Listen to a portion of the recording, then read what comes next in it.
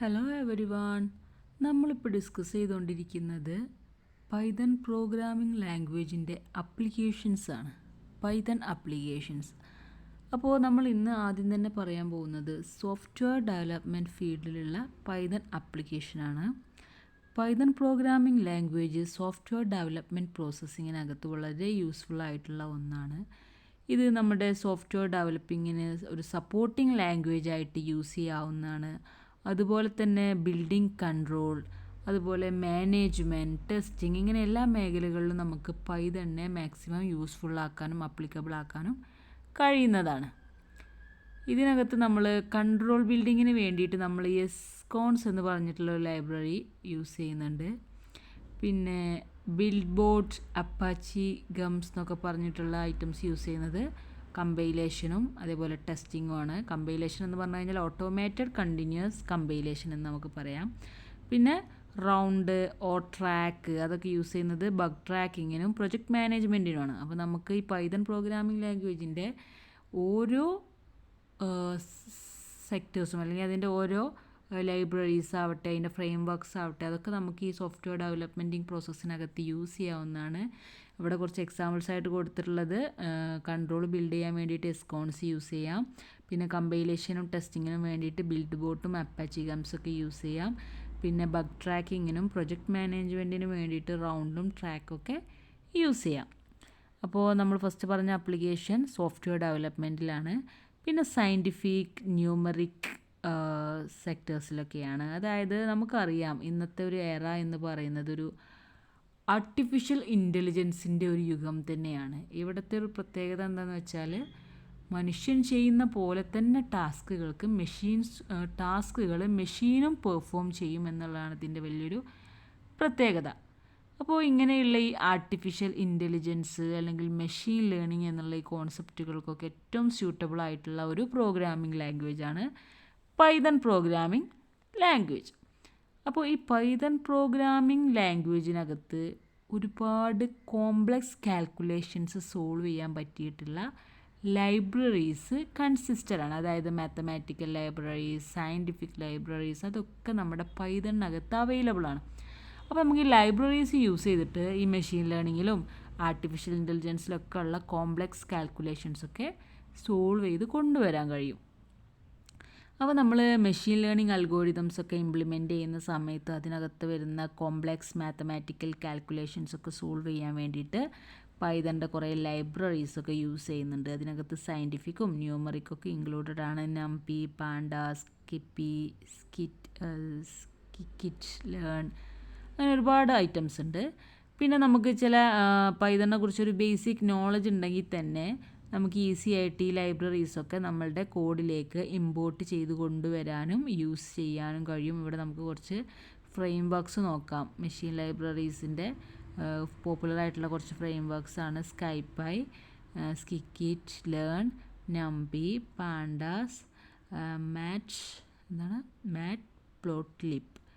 അപ്പോൾ എന്താ പറഞ്ഞതെന്ന് വെച്ചാൽ സയൻറ്റിഫിക് ആൻഡ് ന്യൂമറിക് ആപ്ലിക്കേഷൻസിൻ്റെ കേസിൽ പറഞ്ഞതെന്താ വെച്ചാൽ നമ്മുടെ ആർട്ടിഫിഷ്യൽ ഇൻ്റലിജൻസ്, മെഷീൻ ലേണിംഗ് പോലെയുള്ള ഐറ്റംസ് അതെന്ന് പറഞ്ഞു കഴിഞ്ഞാൽ ഒരു എമേർജിങ് ടെക്നോളജി ആയിട്ട് മാറിക്കൊണ്ടിരിക്കുന്നതാണ് ഈ ആർട്ടിഫിഷ്യൽ ഇൻ്റലിജൻസും മെഷീൻ ലേണിംഗും ഒക്കെ. അതായത് ഹ്യൂമൻ ചെയ്യുന്ന ടാസ്കുകളൊക്കെ മെഷീൻ പെർഫോം ചെയ്യുന്ന ഒരു യുഗം. അപ്പോൾ അതിനകത്ത് വളരെ ഇമ്പോർട്ടൻ്റ് ആയിട്ട് സ്യൂട്ടബിളായിട്ട് യൂസ് ചെയ്യാൻ പറ്റിയിട്ടുള്ള ഒരു പ്രോഗ്രാമിംഗ് ലാംഗ്വേജാണ് ഈ പൈതൺ പ്രോഗ്രാമിംഗ് ലാംഗ്വേജ്. അതിനകത്ത് ഒരുപാട് സയൻറ്റിഫിക് ലൈബ്രറീസും മാത്തമാറ്റിക്കൽ ലൈബ്രറീസൊക്കെ അവൈലബിൾ ആണ്. അപ്പോൾ അത് യൂസ് ചെയ്തുകൊണ്ട് നമ്മുടെ അൽഗോരിതത്തിനകത്തും മെഷീൻ ലേണിങ്ങിലാവട്ടെ, ആർട്ടിഫിഷ്യൽ ഇൻ്റലിജൻസിലാവട്ടെ, അതിലൊക്കെയുള്ള കോംപ്ലക്സ് കാൽക്കുലേഷൻസ് വളരെ ഈസി ആയിട്ട് സോൾവ് ചെയ്യാൻ കഴിയുന്നതാണ്. പിന്നെ നമ്മൾ പറഞ്ഞ പോലെ നമ്മളുടെ മെഷീൻ ലേണിങ്ങിലൊക്കെ വരുന്ന കോംപ്ലിക്കേറ്റഡ് അൽഗോരിതംസ്, അതിനകത്ത് വരുന്ന കോംപ്ലക്സ് മാത്തമാറ്റിക്കൽ കാൽക്കുലേഷൻസ്, അതിനൊക്കെ വേണ്ടിയിട്ട് നമുക്ക് പൈതണിൻ്റെ ലൈബ്രറീസ് ഈസി ആയിട്ട് നമ്മളുടെ കോഡിലേക്ക് ഇംപ്ലിമെൻറ്റ് ചെയ്യുകയും യൂസ് ചെയ്യുകയും ചെയ്യാം.